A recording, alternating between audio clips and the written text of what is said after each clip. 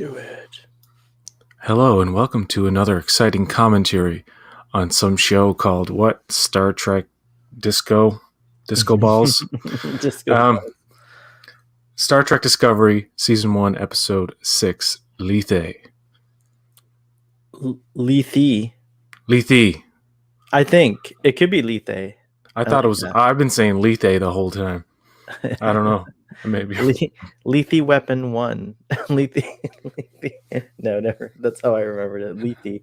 I think it's Lethe, the goddess or something. She's like a figure in mythology. Something about Yes. forgetting. Something about drinking water and forgetting or something. I forget. Like, hey. Oh, we have people. Earl Grey Trekkies here. Hey, How's it EBT, going? how's it going? All right, you want to get queued up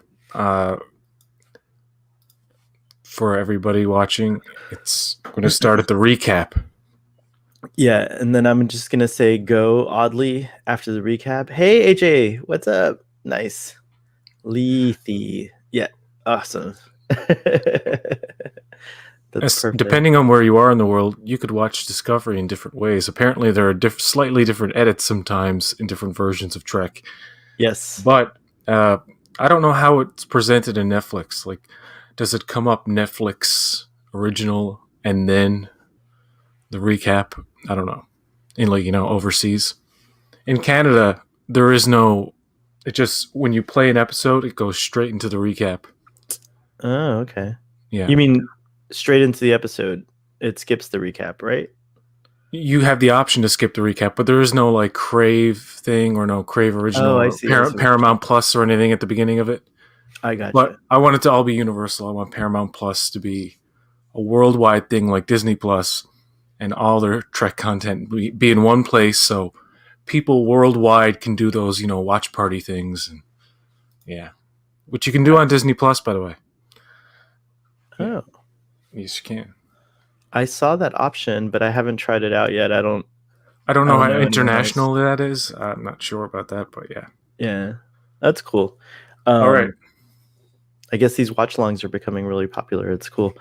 Before we start, let me just tweet that we're starting because some of the people that will see this later will be like, "You didn't tweet about it," and they get mad at me. I don't like people getting mad at me. And just a warning about the commentaries. Like we assume that anybody watching a commentary about a show would be familiar with the season already. So we will get into possibly spoilers about the entire season if something reminds us of something, yeah, there will be spoilers. Yeah, spoilers all around for obviously for this episode. That's goes without saying, but just the rest of it. All right, I think I just. Oh my gosh, I'm so slow. Here we go. All right, let's. All right, let's get all queued up. All right, everyone. You're gonna do a countdown, and you're gonna cue me up after the recap. I'm gonna start after the recap. And if people want to do that the same way too, you can start after the recap when Starfleet Boy says go. There you go. Awesome. All right. So from the recap and everything, set at 0000 destruct 0 timestamp. 3, 2, 1, go. All right. There was a delay in mine. Shit, I hate that. Anyways, it's going now, and I'll tell you again when the recap ends. You failed. By the way, this episode is written by Ted Sullivan and Joe Menosky. And Joe Menosky is, I think, the first Trek writer of the previous Trek shows to come and write for Discovery. So this was written by a Trek alumni, I guess. Oh, well, that's a nice little piece of trivia. Yeah, I only know that because I had time to do a little research on this one. And I remember it being a big deal when it came out, when the episode came out. Also, this was the first episode where I feel like for me when I was watching it, where it kind of turned a different Remember, you got to cue the direction. recap. Yeah, I know. Don't worry. Okay. Oh, it's It's still a going. long ass recap. It's Oh, one is it? minute, eight, nine, I'm like, it's got to be over any second and now. go. You should be Go. seeing Vulcan. Yeah, I see Yes, I'm go. seeing the Vulcan Vista right now. I'm seeing Right. Sarek walk up to the guy, live long and prosper, Ambassador Or the guy Sarek. walks up to him. Yeah, exactly. And you And see that you, cool adjunct ass. Levesque. Look at Tech. that cool ass Vulcan ship. What? Yeah. That thing's pretty cool. It's I pretty like nice that it. looking. Yeah, I like that it harkens to Enterprise, and this like triangular pattern on the inside reminds me of the jellyfish ship in Star Trek 2009. I don't like when Sarek says, "I'll be diplomatic and ask that you do not." I'm like, don't be. What's the point of being flamboyant with your sarcasm? You're a Vulcan, and he's being cheeky too, right? But Sarek, I guess, has a dry sense of humor. You can I still have a wit and have no emotions, right? That can yeah. still happen. I mean, and it's not that they don't have emotions. Sorry, Vulcans control their emotions. This is one of those beauty shots you were talking about, where they like go in on the ship in the window in a Yeah, weird way. I have that shirt. Vulcans have perfected dry non-humor. God, they were so young then, weren't they? It's insane how How much you see older they people are. age. Yeah, it Yeah. is nuts actually. Not that they're like getting old looking. I'm just They're saying aging gracefully. Yes. you can tell time is passing. I was younger. I went back and watched Starfleet Boy discussion, not the whole thing, but to see what I gave it as a rating, and I was like, "Holy crap, I've gotten old." Vulcans have perfected dry non-humor. I loved this speech that Vernon gave, and the little reference to the Enterprise was cool too. Okay, people complained about this holodeck or I did simulation too. room. Yeah, I complained about it, but I know it. I know that there are. I know the recreation room in TAS establishes that this technology could have existed. So Yes, yeah, but there's a little flaw in the way it's presented, I think. I'm accepting of a simulation type thing in this time. I'm not bothered by that because it's not a real holodeck. And they're clever with they don't seem to be leaning on the walls or anything, so you can buy that maybe it is oh, all just visual, you know what I mean? yeah. But the problem is when it's revealed what they're in, it's too small an area for them to be so far apart at times. That's the only thing that rubs me the wrong way. It's Oh, like, yes, they're playing that they're always close enough that you can go back and say, okay, they were in that little bubble the whole time and just kind of moving on a moving floor type of thing. You know what I mean? Like, yeah. But see, it looks too small for them to be so far apart at certain I times. see what you're Like saying. they would be hitting the actual projection instruments. That's a Like much that's more. that slide really didn't work. You know what I mean? When he slides, I'm like, Yeah, if when they revealed it, if it was a slightly larger area, I could buy it then. But it's a little nitpick. I have a really wild explanation for it, but it will take the length of this episode to explain it. But I get what you're saying. It doesn't. Either way, it was. I think that like Discovery challenges or bends people's ideas of what should have been around in this time period. It's interesting.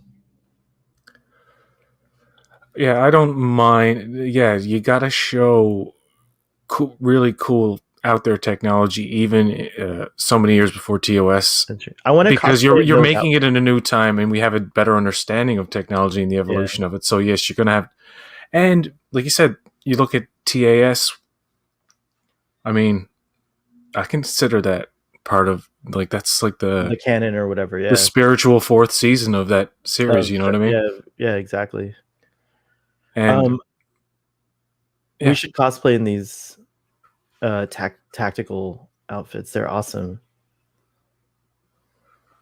I'm gonna be a dick and say that Shazad Latif, at least in this show, is not the best actor. He's When not the best actor, really.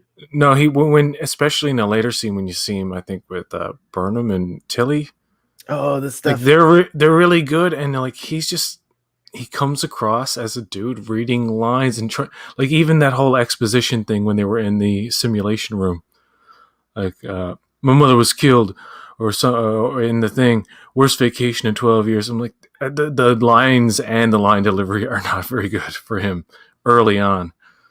It's only when they give him like you know that I like conflict. his. I like his acting, so I don't have anything to say And, about. well, early on, I'm saying is it's Yeah, I don't know what it is. Maybe he was. this is crazy. I hate this guy. Do you not like this dude? How he's like the way he talks and how Vulcan he is, and how he's not showing any kind of pain, even though he's literally disintegrating from the It's inside out. crazy. Even a Vulcan, come on now. Even a Vulcan's gonna be like trying to. He's gonna find it hard to talk, at least. You know what I mean, or something. But He's anyway, like the Vulcan version of Flag Smashers, I guess. yeah. He's got some painkillers in him, or Or super something. serum. Super serum. Yes, I the don't like the idea tactical. of. Oh, Yeah, sorry. go ahead. Sorry, In the no, go comments, ahead. Sorry. in the comments, it just said AJ was saying little tiny cell phone holder backpacks. It's true. The tactical outfits do have that. It's Yeah. perfect. I wonder what does go in the backpack. What were you gonna say, PJ? Your mobile devices. Oh yeah, all of them. It's true. I forget. You say the names at the same time as me to see if we're totally See in where sync. it's synced. Okay. All right, Aaron, Ellie, Joe Joe Manoski, Ola Ola Timid, Santu. I can't say his name. Frank something. Ted Ted Sullivan, Sullivan. Brian Brian Fuller. Fuller. Okay, we're in By the sync. way, We're in for the sync. audience at home, if you're just tuning in, we're at 8 minutes 7, 8 minutes 8, 9, 10, 11, 12. Dun dun dun. I did that early, by the way, in case you're in case you think I was in sync. I was just too excited. Jeminovsky and Ted Sullivan wrote this episode. I don't know Yeah, why you Ted seem to Sullivan. be like exactly in sync with me. That's awesome. We did Okay, good. that's good. It's always For more some fun reason, when there's we. going to be a weird Canadian edit, and you're going to fall out of sync. It's happened before. Mm. The episode The first or second one. I think it was Battle at the Binary Stars. no, but not just that. Like, remember we noticed that there was like in lower decks there was a clock ticking or something in the edit. There was a caption in the American version, and there wasn't the caption in the Canadian version. Oh, okay. All right. It says Yeah, 2 weeks later in the States, and then there's like oh, nothing. and There's there's nothing nothing there in in the the Canadian Canadian version. version. That's right. I remember now. There's just the clock. It doesn't actually specify. What did they order for food? I missed it. Damn it. Black bean burrito with some kind of special salsa, and the computer's like, "Yeah, this got nutrients. Eat it." But What? Burnham very strictly dictates what she's going to eat, and until he says, "You're scary," I'm like, "Yeah, you kind of are." Burnham's very uptight early on. I love that part where he was sipping his smoothie has become a gift that you can use on Twitter. I was gonna ask you, what do you think made them go from eating like food that looks like you could get, like burgers and burritos and stuff to like cubes? Why did they eat cubes on the Enterprise? Like little colored cubes. Do you know what I'm talking about? Who's eating cubes on the Enterprise? On the Enterprise in the original Oh, the series. original series, yeah. Yeah, sorry. Whoa, this is trippy. I forgot what was happening. Oh, this is the mind meld, the Katra. The Katra. Yes. There was a thing in old science fiction about how it was an obsession about how I don't know why everybody thought this, but they always thought that the future of food would be cubes or tablets. Tablets. It's like forget the pleasures of actually chewing your food and tasting it and swallowing it. Just take Melts a in your pill mouth. and you'll be fine. It's like, That was what? such a trippy, cool scene, by the way. I was tripping out a I little while know. you You know how were they do talking. that. You know how they do that effect. that Kind wobbly of effect. They shake the camera and then they just use a stabilizer. a stabilizer. Yeah. Oh, right on. Like a digital stabilizer you're talking about, Yes. right? Yeah. Yeah. Oh, I'm gonna try that. That's great. Thanks for that tip. That's why you get that blurry effect. Oh, that's cool. Yeah. That blurry kind of shaky effect. This was great because we got a lot of backstory on Burnham and how she fit in to the Sarek family. And I also like the Vulcan set they created. I think someone pointed out where that is in Canada. It's like a famous place. Looks like some kind of religious temple of some sort. I don't know. It's something Judging by else. the doors. Yeah, I'm sure they dressed them to be more that like mystic Vulcan stuff, but Yeah. watching the wide shot, you might recognize it. Some famous locale. I can't remember now. Might have been Trek on the Tube who pointed it out. So I can barely remember the reason she's brought into this memory is because this is Sarek's biggest regret, or the thing that he always tries to forget. There's a Hence couple the things going on.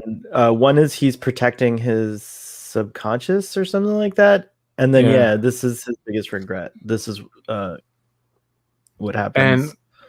that is that he had to choose between his half Vulcan son and his fully human daughter, and he chose Spock, which was Yeah, all for naught anyway, because Spock was like, "Screw the Vulcan Science Academy, Academy. Yeah, I'm going to Starfleet." yeah. Poor Sarek. He's a bad dad. So so it turned out that Burnham did go to Starfleet. She didn't go to the Burnham ended up serving on a Vulcan ship, and then she ended up in Starfleet somehow. I think she did go. Oh, what was the choice? she was never formally trained in Starfleet, except for her experience on the Shenzhou. Oh wow! It is the Aga Khan Museum of Islamic Art in Toronto. Thank you, AJ Hallowell.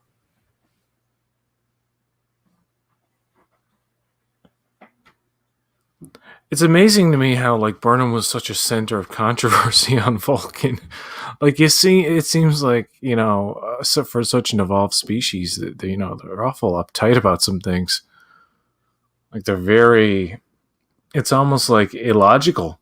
It is. It's The true. way they act sometimes, and I That's hate the something. idea of logic extremists. And there's an episode of Enterprise where it's like creepy sexual Vulcans or something. Uh, it's Enterprise really spent the creepy, and I hate Enterprise. when they do that creepy shit with Vulcans. That's all I'm saying. Anyway, go ahead. Yeah. Okay. Enterprise definitely changed the way that Vulcans had been perceived, I think. And Discovery, to be, I kind of like that Discovery is showing another era of Vulcan society altogether. Vulcans seem to shift really. I don't know. They're interesting species because in Enterprise, T'Pau is the one who kind of brings mind melds back into fashion and things like that. They were once outlawed because they were considered abhorrent to the Vulcan sensibilities, and but I like how Enterprise kind of brought it all home, and how humans influence Vulcans. But yeah, it's a weird thing. You're right. That they should be so offended by Burnham, except that maybe their offense comes not from a place of like um discrimination, but more of like we have a well-oiled machine, and it's taken thousands of years for our society to become what it is, and we've all agreed that like we don't change it. And so Sarek's a rebel, and like doing things that Vulcans just hadn't done before.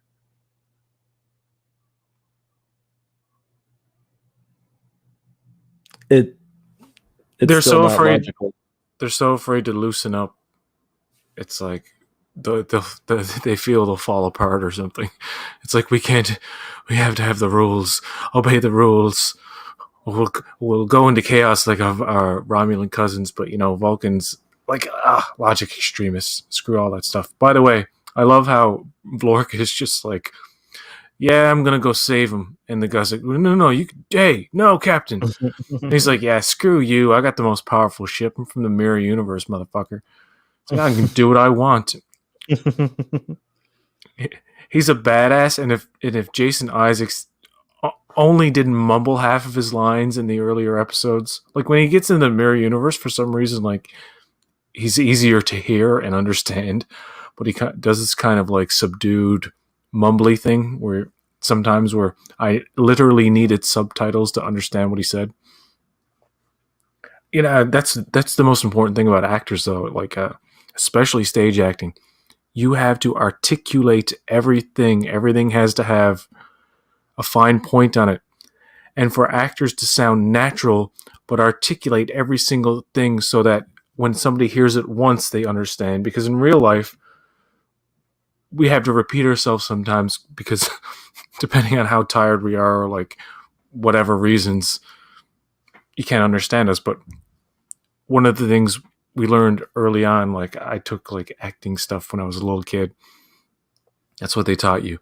You must articulate every single word, like every D sound, every T sound.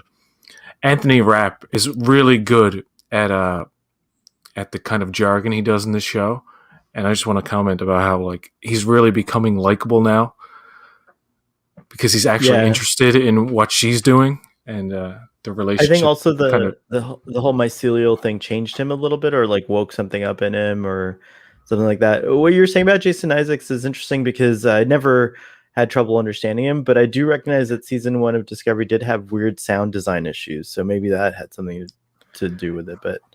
But yeah, Yes, it's one of those things where it should have been ADR'd or yeah, replaced or I'll have whatever. to. Just little things. I'm not talking about like all of his dialogue or anything. I'm just like, Oh, gotcha. um, I think one example is the first scene where he's talking to Burnham's like, "What do you say then?" And Earl Grey Truckee was pointing out that the color grading, how different the color grading is to now to Discovery season 3. And yeah, someone did a cool kind of interesting presentation on Twitter in a tweet showing that like Discovery season 1 was like bluish in most of its color grading, and then season 2 was, I think, uh reddish. reddish, and season 3 is more of a golden color, I think, or something like that. Uh, yeah, I guess. Or green, maybe it's green. Maybe there's a lot of green in season 3, but I mean, Maybe in colorblind, it's oh yeah, that's right. I can't see color though. It's just not. You know what the thing is about me is that color grading, like early color grading in movies and TV shows, was very noticeable. Like when they take the color out of something, like a Snyder film, for example. Uh, One thing real quick. I love that the shuttle, they bothered to put the little back hind leg, it's like just by itself on the shuttles. mm, yeah. And I like that they put that in there for the shuttle design. Anyway, sorry, what were you saying about Zack Snyder and color grading and all that? No, I'm just saying color grading in general. Like one of the first movies to use it was the Die Another Day. That movie Mm, look not only is it a bad movie, it just looks awful in terms of how the colors look to me. Everything looks off all the time. You know what I mean? And I yeah. guess to normal people, it's like okay, that's a certain style, but it's like no, that messes it up for me for some reason. Especially when they take like in the nighttime, everything's pretty much black and white. I can't tell the color of cars in the nighttime half the time unless a light is shining directly on it, kind of thing. You know what I mean? Yeah, I think so. So You when they there's mess some with when they there's mess with colors glasses. in Have you ever shows, tried them? no, that doesn't work because there's a myth that there's like one or two types of color blindness. There's several. You could have combinations of different ones. Yeah, no, no, The no. glass I'm aware, but there might be. you would need specifically prescribed, and you would Yeah. need to be tested and prescribed a certain the whole myth about like anybody can just put on those sunglasses and No, see no, no. colors like I know they're made for. You have to do like that's what I'm saying. Have you considered going to see if you have that option available to you? Because I don't care to see what the world sees. oh, okay, All right, well then I that's love, fine. but that's my normal. See, that's the thing. If I see the way you see it, it don't look right to me. Hey, I have something Like, called synesthesia, so I oh, can you're relate. colorblind too. A lot No, of men are, believe it no, or no, no. not. You wouldn't I'm believe not how many colorblind. men. I have synesthesia. It's all my senses are interconnected. So I see phantom colors and shapes and Oh smell my god. phantom sounds and like Do you see auras? it's not auras, but yeah, basically. That's an interesting thing. I've never heard about that. Yeah, look it up, synesthesia. So and it's a spectrum kind of condition as So, well. Lots of people. sounds like a '90s grunge song. It does. It does. I got synesthesia. But yeah, a lot of men in my family on both sides, they like don't know the colors of paints and stuff. Like like the wives or the women are really good at with the colors in the Right. family, and the men are all like, "Oh, that's a nice shade of whatever," and it's like that's not what the color is.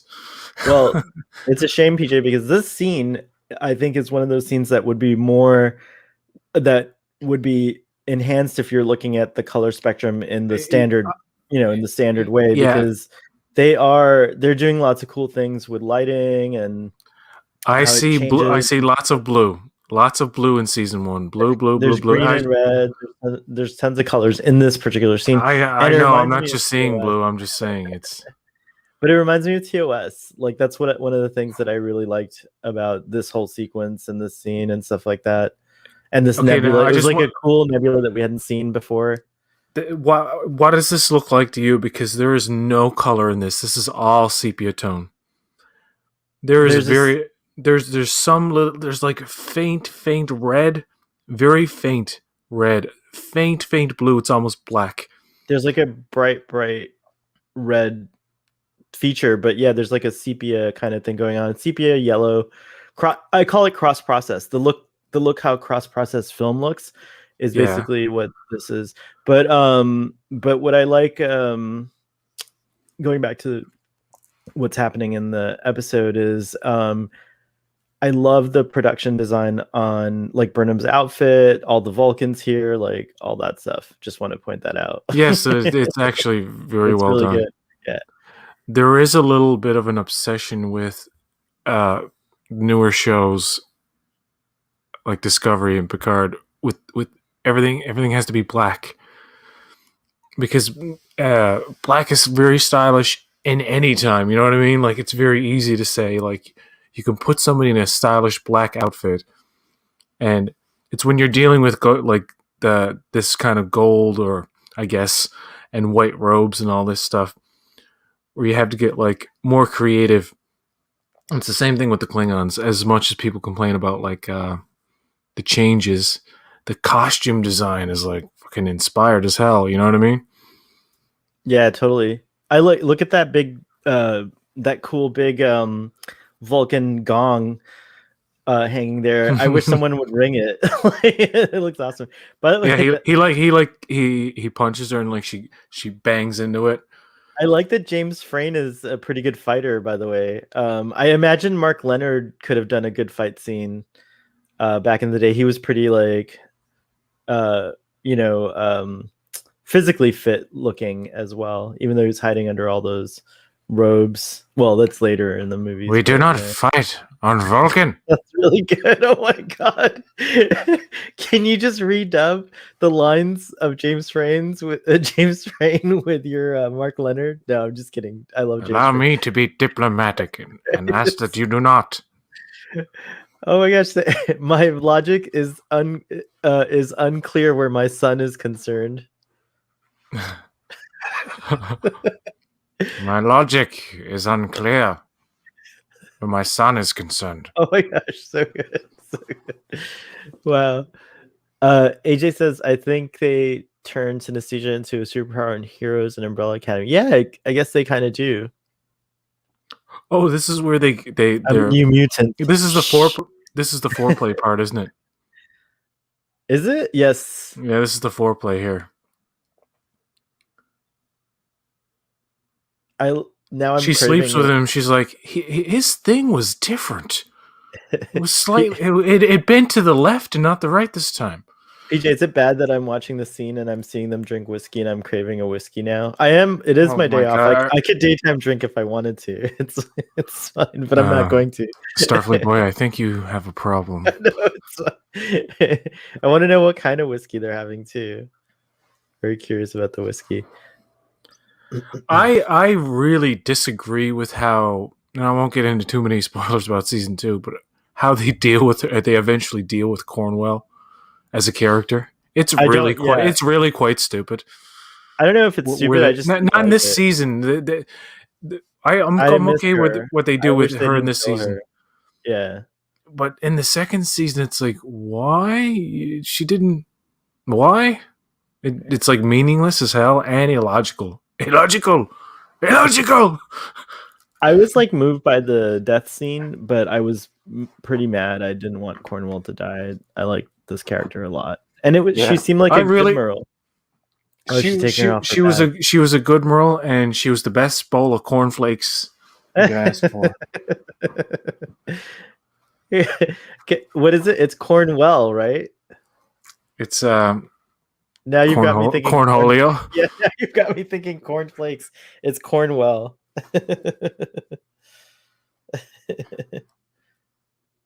What's her first name? Jane. Is it Jane? No. Yeah, Jane Brooks is the actor, I think, Oh, okay, yeah. if I'm not mistaken.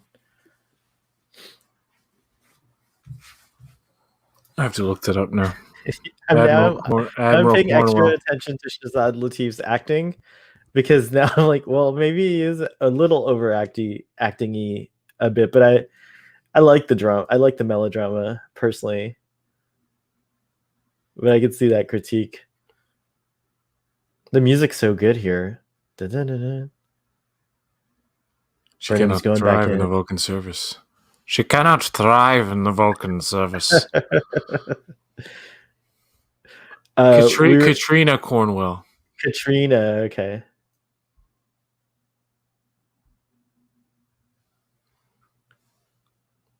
Wow. It's like, get out of my head. Get out of my dreams and into my car. The dream landscape allows you to have like those superpowers, like Yeah. the super fast like thing. But Vulcans actually would be able to. They wouldn't have streaks going behind them like that. They couldn't do like light speed, but they'd be fast. It's like the Dream Warriors. We're the Dream Warriors. Michael Burnham's gonna like. All of a sudden, I have the power of Harry Potter, like that kid in the movie. He's like, I'm a wizard. It's like I can do anything in my dreams. Here's the big regret. Yeah. I kind of want to know what. Oh happened. God, I hate how much I just want to see. I just want to see Vulcans that aren't dicks. You know, it's so easy just to be like, "How? Okay, we got Vulcans. What do? We say the word logic a lot, or illogical, or whatever. But first and foremost, they have to be dicks." And it's like they don't no. know any better though, PJ. You have to teach people not to be dicks. You know what I've always wanted, and I kind of thought they might do it in Discovery because they said they were going to get a Vulcan captain. But that, of course, Pike came in. But have a Vulcan that's like cool, like an actual cool Vulcan, not an emotional Vulcan, but just one who's like, kind of got a sense of humor, kind of like it is not uptight, is logical, and it does hold back. It doesn't get too close to people. You don't think Spock kind of is that? Spock is a good representation of the half human kind of but maybe coming through the Vulcan side, but you want a full Vulcan that's not a dick. I'm not trying to be some kind of like speciesist, but yeah, like a pure blooded Vulcan who was raised on Vulcan, who's who's traditional ways, who is not a dick, and like have an episode where you like meet his or her parents or their parents, and they're not dicks either. And it's like, wait a second, there are Vulcans who aren't, jerks. I don't want to say that dicks all the time. I'm But really yeah, hard pressed to find one. I'm like searching my data banks to think, and they all come across at the very least, as arrogant, perhaps because they make these like kind of, oh geez, um, she finally got through. I missed it. I missed the whole plot thing, but that's okay. that's okay because we know what happened. We know Uh, what happened. It's true. I was looking at the screen while I was talking, and I have subtitles on.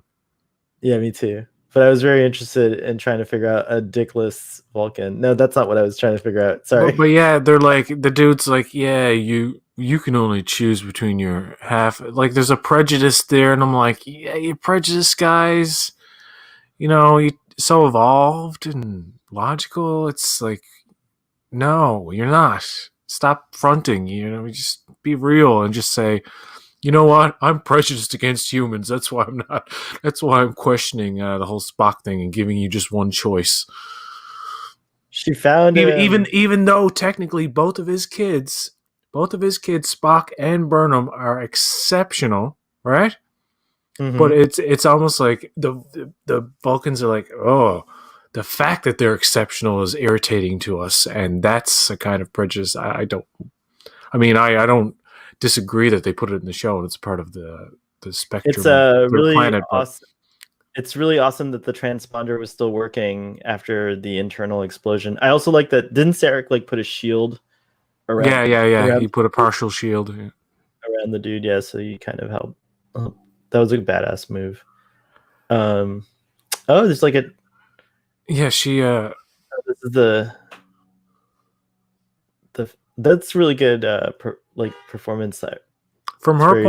from her point of view, he's been into some like torture S&M stuff, or like she doesn't know why he has all the scars on his back, right? So that's alarming to her. And then he wakes up and almost kills her, and she's It's like, like from her point of view, she's not. I don't think she's thinking anything like you're a mirror no, person. but Well, she something's obviously wouldn't really, know, but she's clearly thinking that something messed up happened to him to change him. yeah. This is a great scene in terms of performance. I love her here. She's riveting. Jane And Brooks. you know, it could be that she thinks, "Oh, well, when you were on that Klingon ship, they must have really did you over." You know what I mean? Yeah. She doesn't say that, but yeah, see that? That's his moment of weakness. Please don't take my ship away from me because that's the one thing he needs for his plan. And Yeah. he was so lucky, man. What a lucky villain he is, man. He's a real lucky dude to cross over to get on a ship that for some reason he knows can eventually lead him to another dimension. He knows that, by the way. He's it's revealed later, I think, that that was like his plan the whole time. To not only use Discovery to jump or whatever, that was a part of his disguise as being captain, but he knew that it was a possibility that he could use it to get back to the mirror universe. It's also possible that he, yeah, he like because remember they were messing with mycelial network stuff.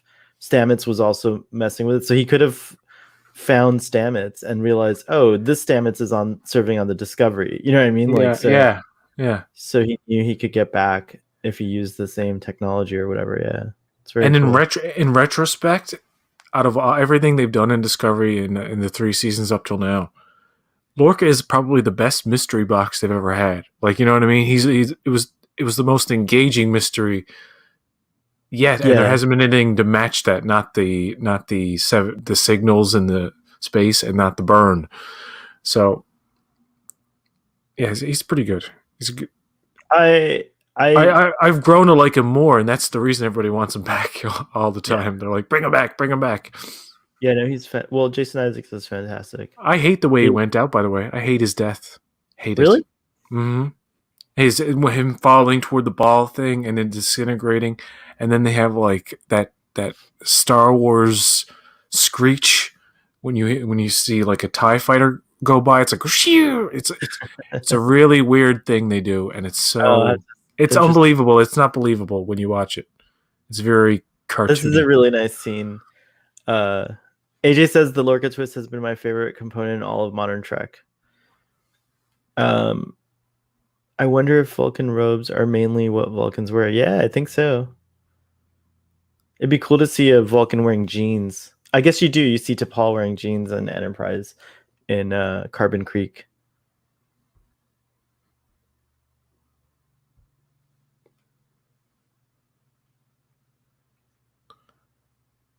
Sarek is such a bad dad. He's so weird. Sonequa Martin Green's direction for most of season 1 is no, serious. More serious. Sonequa, seriouser. Seriouser. She's like, God damn it, I can't be any more serious and stone faced and cold. And that's a reason why a lot of people are like, I don't like her. And I understand that, but I think I was waiting for her character to evolve, and she does. In season 2, like, she's a different person based on her Well, experiences in season season 3, I 1. think, is the biggest Burnham breakthrough. Yeah, I and love then her. I love season 3 Burnham the most of all the different her. It's my favorite Burnham, if you will. Seeing and it fits because if you watch the seasons, you do see her. That's brilliant that happened because you do see her evolve into a more human character, so to speak. yeah, it's like if you just watched season 3 and you went back to season 1, it's like, oh my god, she has like serious suicide face in the first 3 episodes. Like, she really does have like a dread about her. But then when I like this, like when she develops a relationship with Tilly, she opens up more, and then we get into the next episode where she becomes softer as well. It's like if there's always a crusty main character or even a supporting character in things where I love this. you're always waiting for them to soften up. Like the dude with the beard, I forget his name in The Expanse. You know, the muscular dude. Oh, Amos. Amos. You're always waiting for his moment to like, when's this dude gonna soften up a bit and like loosen up or like lighten up a bit? And you appreciate those moments. I don't quite buy the relationship between two of them. Like, I get it. Like, it's fine. I think I think she found It feels forced. her lover, which is great. I Her love Jadish. her Jadish, her no, her Imzadi. Hopefully, I love Book, but yeah, I was always I think we were meant to be, but I was always suspicious of Ash, and so I always felt he was gonna hurt her in some weird. But look, she's kind of.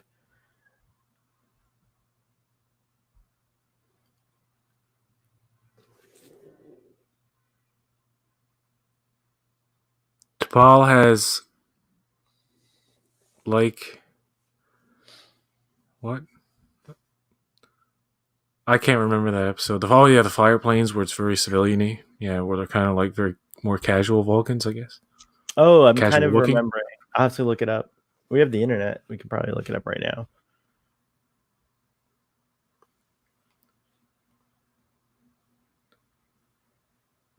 Oh, that's sad. I feel angry, but I want to love. What am I feeling, Tyler? What are these emotions? This is beautifully framed. Burnham, you're just being human, brah.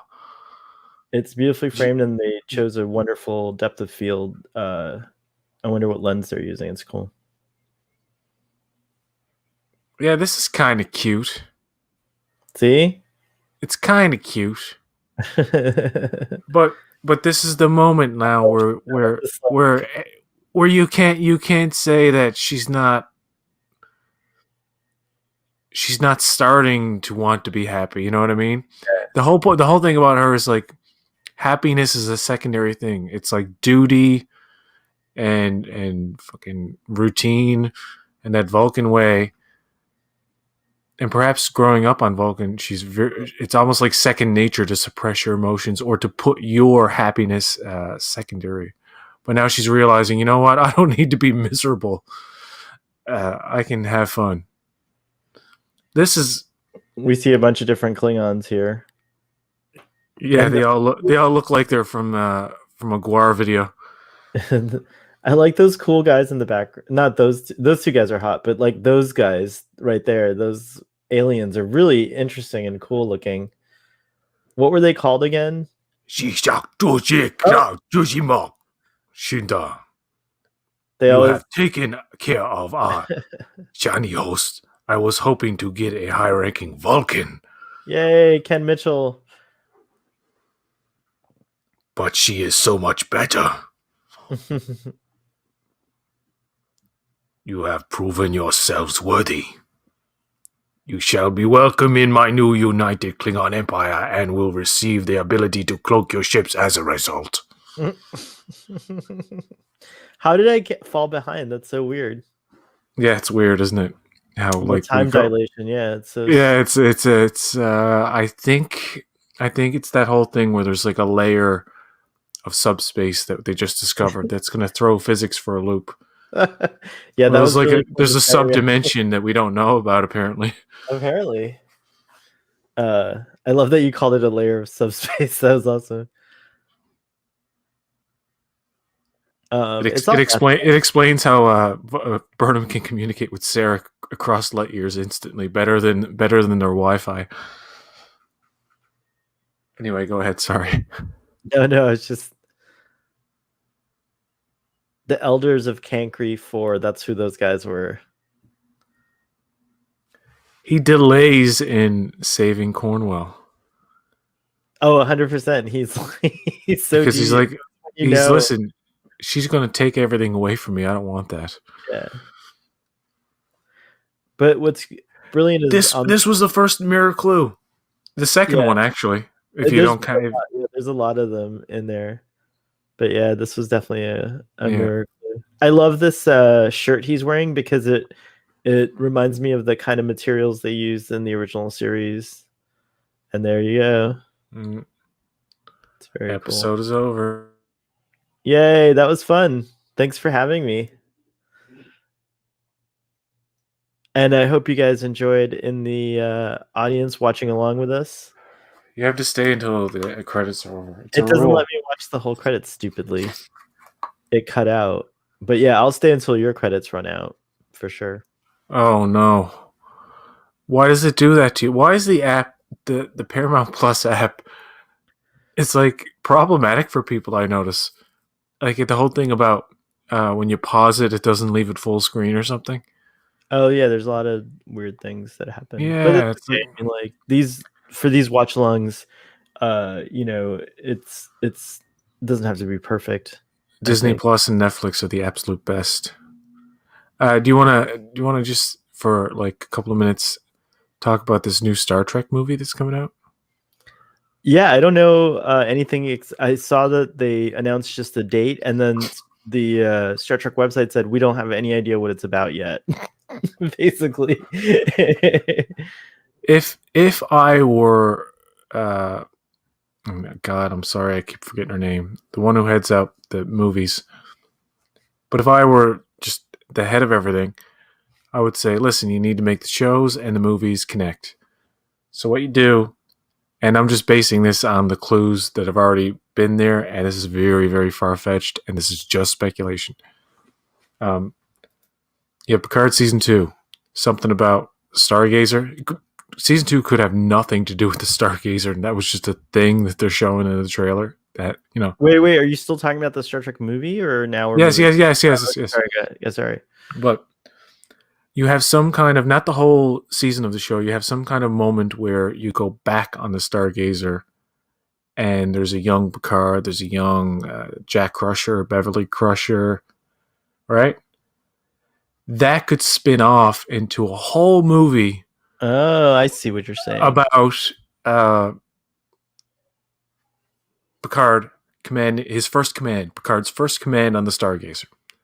And he Starring had James McAvoy as Jean. no, God, no. who's your No. front?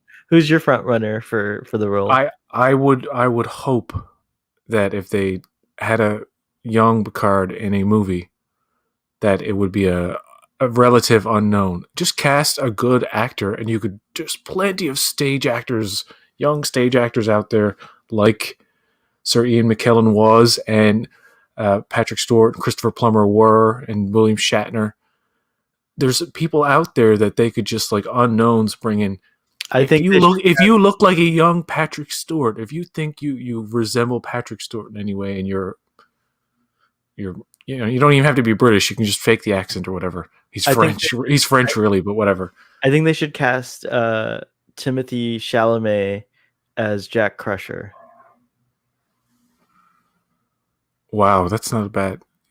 You need to cast a young-looking Beverly though, because Timothy Chalamet looks really young though. Like he's not aged much. In 2 more years, he'll look a little older. Yeah.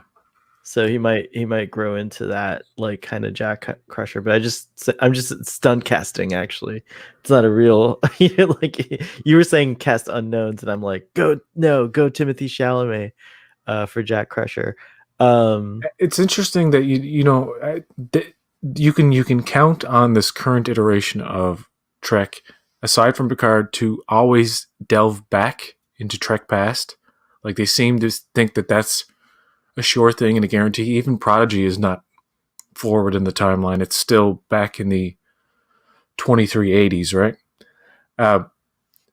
So if you had a show in the 23, what would it be? The 2360s? 2350s? I guess. No. Yeah, 2350s. Oh, okay. I think that's when he was on the Stargazer. I would have to look that up. What do you think? That's what I would love. A Stargazer movie. What do you think about either Amy Adams playing Beverly, or what's that actor? Amy Adams is older than Gates McFadden was in Next Generation, so what that about wouldn't work. What's that actress's name? Oh darn! Who's the girl from It? Is she old enough now to be like a? Could Karen Gillan play a medical student? That's true. Could Karen? Wait, who? Who did you say? The girl from what? She played Amy Adams. She played the younger version of Amy Adams in a show on a miniseries on HBO. Well, I like your idea for a movie, but I predict it's not going to be that. Karen Gillan, she would be good. I love Karen Gillan, so I say yeah. So it's Karen Gillan and Timothy Chalamet playing Jack Crusher and Beverly Crusher at a younger age. I like it. That sounds like a good thing. I say that we should greenlight that as a show already. There, it's done as a movie. Can we talk about the leaked picture? Yeah, absolutely. We can talk whatever you want. You talking just about just before you go? I just want to rap about this. Are you talking about? I have to pull it up and look at it. Hold on, because I love it. I don't want to show it because it could be one of those things where it's like taken down. It could be not like cool because it's a leaked image, right? But anyway, for spoilers for Picard of season 2, if you don't want to know, there is a leaked image. 5, 4, 3, 2, 1. Okay, there's a leaked image of Jean-Luc Picard in a black, what looks like Romulan uniform, standing next to F8 or the android that looks like F8 from the first season that killed your friend Shaka. Yes. My friend. It didn't kill my friend, but yes, he killed his character, Burly Feely. Yes, I know. I was trying to be funny. Well, yeah, it's cool. It's cool that it's watching that now after talking to the guy. It's like, oh, it's weird to see somebody. He's a cool guy. I really like him. He's blowing up on TikTok. Yeah, go check out my friend Shaka De Silva on TikTok or TikTok. I'm calling it TikTok nowadays. But yeah. So hold on. I've almost pulled it up.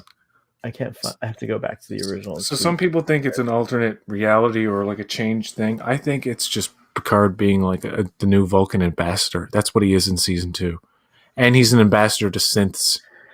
I don't know. There's something fascist looking about their outfits. I think this is a mirror universe. No, it might be a game Q's playing. Like Q might be like, oh, let's see what would have happened if I'm just throwing something wild out there, but let's just see what would have happened if Shinzon had succeeded and taken over. You know what I mean? Like the series is about regrets, so maybe he regrets Data's death or something. I don't know. You know what I mean? And Q forces him to look like a la Tapestry, like what would have happened. And this could be old Shinzon, and instead of using synths as a labor force, maybe he uses them instead as an army.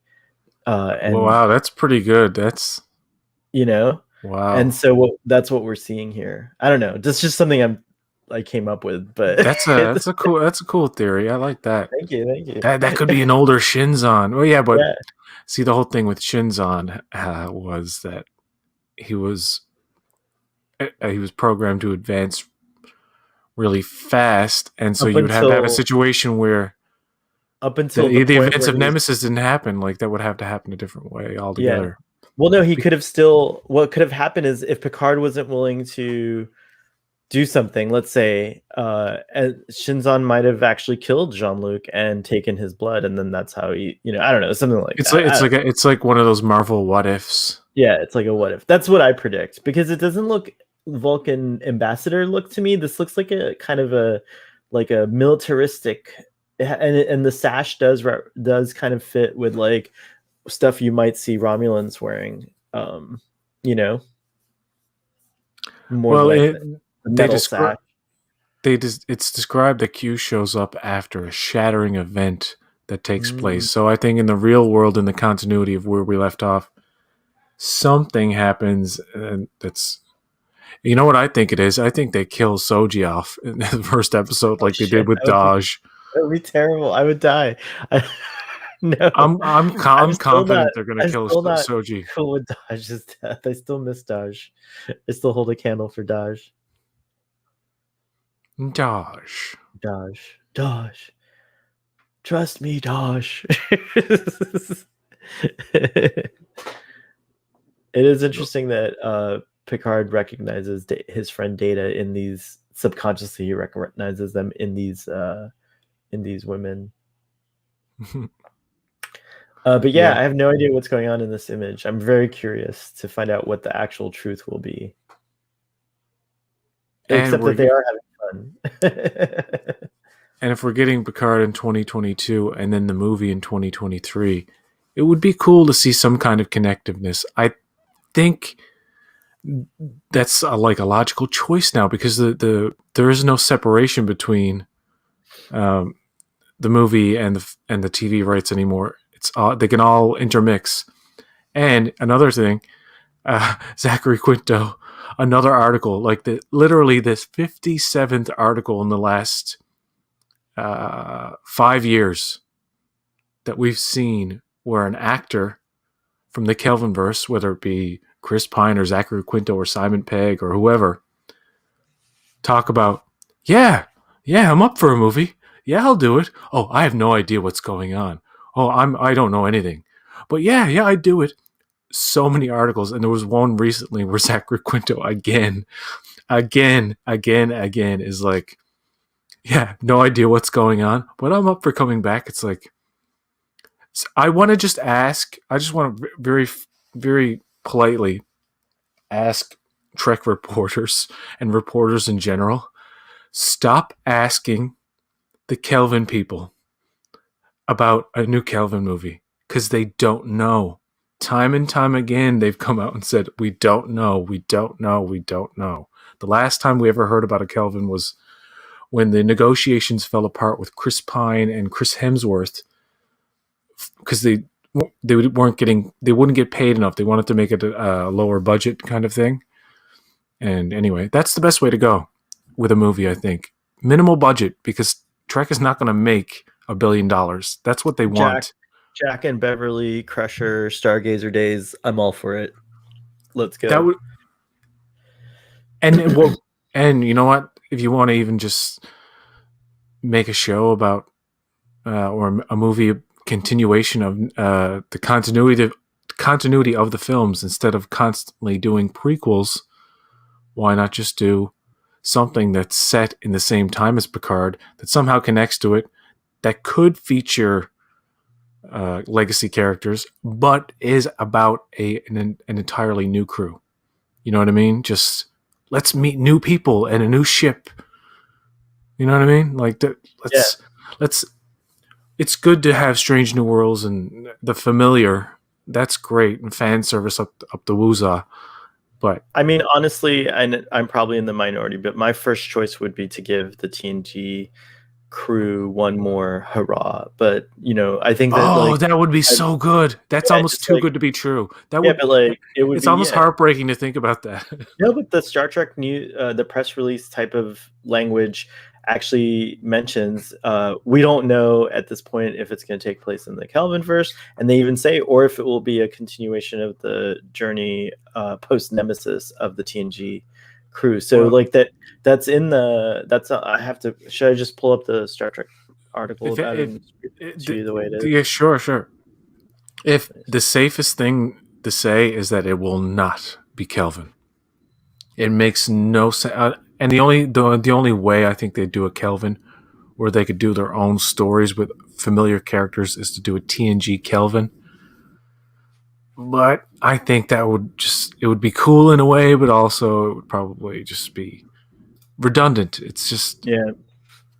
They but said this, the exact language is this will be the first new Star Trek film since the last installment in the Kelvin Verse series, which is interesting. They're calling it the Kelvin Dash Verse series. So that's maybe the official new name. Star Trek Beyond. Sorry, this will be the first new Star Trek film since the last installment in the Kelvin Verse series, Star Trek Beyond, director Justin Lin's 2016 installment.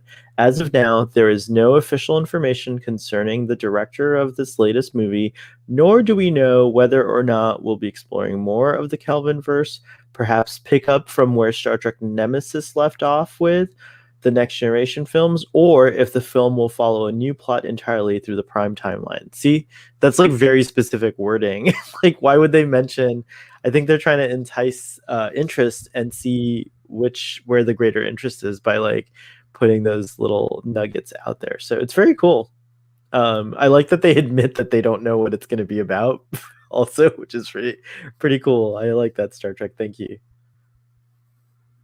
dude, Star Trek Deep Space Nine. Oh my god. Just imagine if there was a movie. They said, okay, we're not going to tell you anything about the movie. We're just going to tell you the title. And they literally just say this new movie coming out in 2023 is called Star Trek Deep Space Nine, and that's all they said. Just imagine how many fucking heads would explode, how many living room walls would be full of brains and blood from fans just freaking the fuck out because their heads just, you know, It would explode. yeah. But How I don't mean to be graphic, but you know what I mean. that's fine. It's like nobody. Do the executives think of like, hey, you know what? This DS9 thing. Have you noticed that like it's gotten a lot of got a lot of attention? It's considered now like the best series by a lot of people, and not only that, this Voyager thing is one of the most streamed old shows, science fiction shows ever.